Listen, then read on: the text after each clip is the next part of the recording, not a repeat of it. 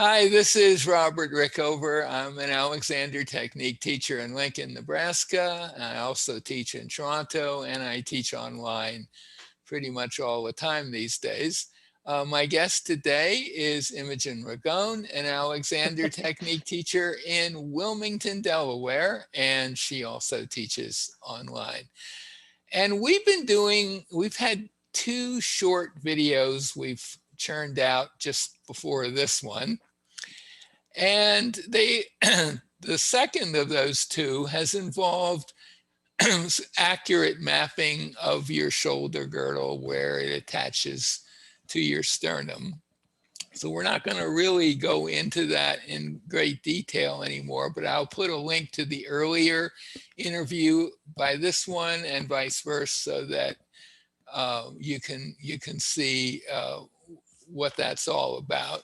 But basically, your shoulder girdle, the front part of your shoulder girdle, your two clavicles attached to your sternum here. There are little joints, little bumps up here.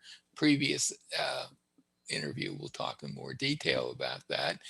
And it's pretty clear that whenever you move your arms in doing anything, reaching up, reaching out, keyboard, shaking hands with someone, lifting a cup. Here I'm using those joints right now, for example. That there's movement in this region. And so if that's the case, one place where there is arm movement is walking, typically. So Imogen, if you would do a little walking from the first, switching back and forth at your own pace between, I know there's movement in this region, and switching to a nonsense thought like I'm green or I'm purple, a thought that will have no impact on your walking, but will bring you out of that original thought. And then back over to, there's movement here as I walk, and see what happens. So just an ordinary walk, and you switch back at your own pace, back and forth.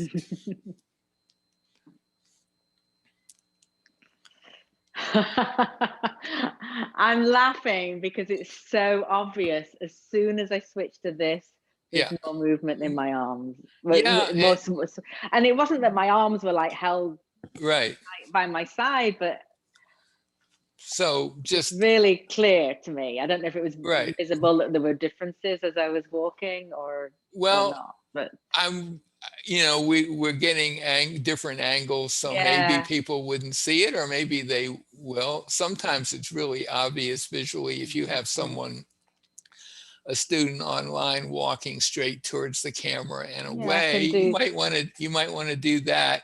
Do the switching around. But not on the turns, only after you've made the turn. So maybe first half of your walk would be, there's movement. Second half, I did it the opposite way or around. whatever. Yeah. Yeah. And then when you get to the camera, you could then turn around and do the same process going back and just see what happens. So I'm starting with the nonsense. I'm green. I'm purple, actually. Purple. That's good. Yeah. And so your arm started moving a little more towards the end of the walk, right? Yeah. And then, and that was, that's pretty clear. And breath as well. Breath as well. Oh, and you might notice your footfalls get heavier with the green. I mean, it affects everything, but it certainly affects arm and shoulder movement. And just parenthetically, very few online students don't notice those changes. It's almost universal.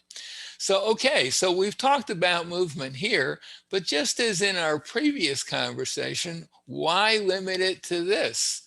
Why not know that as you walk, your entire torso will be doing some internal movements, some little twists and turns. It has to, in order for you to walk, because you're propelling yourself with one leg then the other. So your torso's got to adapt to that so your head doesn't go like this when you walk.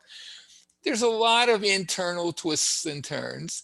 And by torso, I would usually ask people to think of at the top of their neck, this little groove on behind their earlobes would be the top. And I would say, just include the neck in your torso and reach around behind you and feel a sits bone or two. Yeah. Okay, that's the end of the line for your torso. So that's what we're talking about. And of course, it has two sides, the front and the back. It's three-dimensional. And if you were to think, well, as I walk, my entire, well, let's start with a very simple version. I'm not going to restrict any movement in my torso as I walk, even if it feels like that movement is ridiculously too much. People will stare at me, whatever. That's what I'm going to do. I'm going to be very clear that any movement that seems to want to arise in my torso, I'm getting out of the way. Am I doing the comparison, or am I just doing that? You could do the comparison, sure. Okay. All right. So basically, I'm not. You know what? Yeah, go ahead. Yeah, just do that. Switch around at your own pace, and maybe go in a large circular walk. Yeah, just explore what happens when you switch from that to I'm purple and then back again.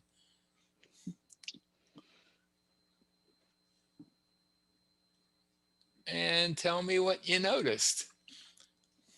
Oh, a lot of limitation coming in. Right. With I'm purple. Right. And it may be that some of those limitations are a little bit of a surprise to you because you're sensing them in direct contrast to more movement. Yeah. Right. I think that was it was more, there was more contrast than the previous experiment. Right. And could you see more movement? Well, I didn't know exactly when. I'm not so worried about that, but I think anyone at home who wants to try this will probably notice it. It's not a subtle thing.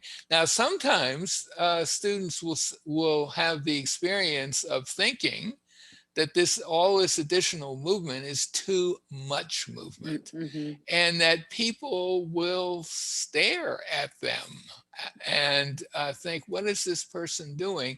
And I assure them that no one's going to stare at them and think they're doing too much. It may so you didn't see any wild movement. No, you're not walking around. But sometimes it feels like that's a lot of movement. I can understand that.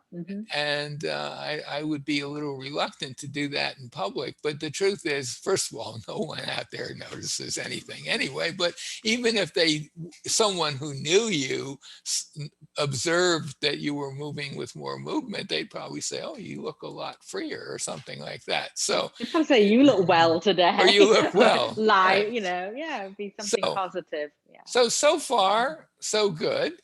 Now, I have found from teaching online the last few months that having done what we just did is a perfect place to introduce Alexander directions. In the past, I've kind of introduced them in the first lesson often, and that can work. But now it's more like the second lesson, maybe sometimes the third, where I say, okay, so you've had this thought, I'm not restricting movement here. It made Which could be a direction, right? It could be. It actually is a direction. It's just it's kind of a wordy direction. And directions are best if they're short.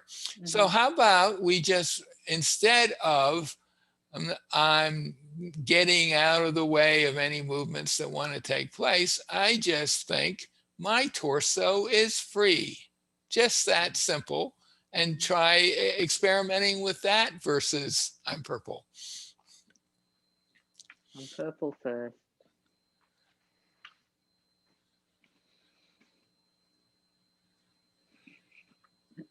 I just laugh every time because it's you can see internally it's such a big, it's dramatic. Yeah. shift. And for a lot of Yeah. students, there are some students it takes a little while, but I would to get to sense that. But most students can sense it pretty quickly, or some aspect of it. And it's not just that there's more movement, but you may have noticed your feet came down differently on the ground and so on. So right away, we've got a pretty clean Alexander direction. My torso's free. That's a good direction. And it's not a huge leap to I'm free, which is kind of a cornerstone of freedom directions. I don't think we need to do that now, but can you, the reason I mentioned that you can go from this idea of not restricting movement to which it would be the I'm purple aspect of the movement to I'm getting out of the way, and then torso is free, is that it's a perfect place to introduce directions when they've already been introduced, so to speak. I mean, you snuck it up on people. Well, you've already had people thinking in different ways that are affecting how they move and experience themselves, right? So yeah. And you know, you got to be careful about wording. You got to explain this is just a thought. My torso's free. I'm not doing anything. And I usually send them a copy of a blog on just some quotes from people about how important it is not to actually try to implement directions, but it gets I think that's why it's good that you did the not restricting first, because then it kind of became clear that you're not doing anything to make the freedom. It's more that you're, So I found that this is a perfect segue into directions, which, as far as I'm concerned, is the core of what I'm teaching. I mean, I certainly do body mapping and constructive rest and other things, but learning how to self-direct, learning to think, really, to think in a constructive way, where you don't try to implement. And so not just the direction being useful, but how you deploy the direction and how you can test it. Is it working? And we just did a bit of testing. Which we just did. We just did some testing, and we can use, I like to get my students to have hard sole shoes on a wooden floor so they make a lot of noise, and then the noise level changes so they have another avenue of feedback. But I kind of stumbled into that segue because I had a couple of students that were pianists, and it seemed like it was important to get to the shoulder girdle pretty quickly. And then I suddenly realized, wow, that is a perfect segue for anybody into all the various. We're all on our devices. We're all on our all devices. All the time. Yeah. So So that's it. Any questions? Any thoughts? No, that was really great. And I'm just remembering the power now of these nonsense directions, if you like, or nonsense thoughts, to really help create the contrast, because letting go of something is harder to do than just just walk normally. Now they've got all these other things in their head, but just having this nonsensical thought, I think that's really a valuable tool. It took me a long time to figure that out. I mean, I just figured you tell someone, would just throw it away. Alexander uses that expression. He even says it's really good to throw directions away, because in his view, it was good to do it because now you had a chance to bring them back again in the midst of activity, which is the real skill. How do you bring a direction to bear right in the middle of something, in the middle of your speech or the middle of your walk or whatever? So I just would say, well, switch over to just throw it away. And some people kept telling me they couldn't do it. And I said, well, I couldn't figure out why they couldn't do it. And then I realized, hey, it could be tricky because you're asking someone to disavow a thought they just had. Why not just give them a nonsense thought to switch to? And luckily, our prefrontal cortex is kind of limited in the number of thoughts. So when you say I'm green or I'm purple, you're almost certainly going to kick out that earlier thought pretty quickly. Anyway, that's it. And so thank you, Imogen. And thank you. I guess that's it for this.